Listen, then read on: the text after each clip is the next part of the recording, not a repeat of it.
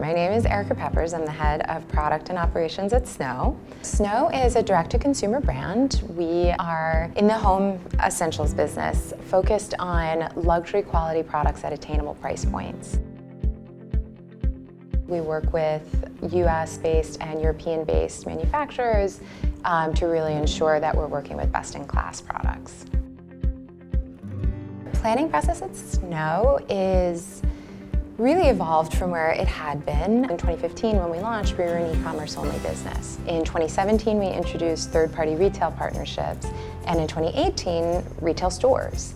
And so by the time you've come, here we are in 2019, we have 2 retail locations, 2 third-party retail opportunities, and our own direct-to-consumer business on our e-commerce site. So in trying to plan for all of those different channels against very little historical data, planning can oftentimes be very difficult. So I oftentimes joke that Fuse was my first hire, and Fuse allowed me to essentially onboard what was a planning assistant. And so it was taking about half of that workload off of my plate and starting to piece that data together for me.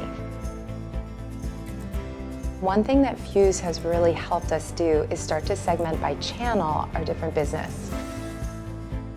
By being able to segment that business, look at it from a sales planning perspective, assign different goals and targets to each one, and then be able to build a plan against each one from a forecasting and buying standpoint has been enormously helpful.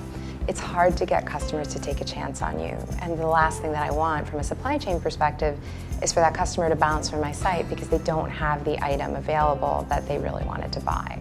So really being able to support each of those channels in whatever demand capacity they're showing me they have is, it's a really strong competitive advantage from a supply chain point of view.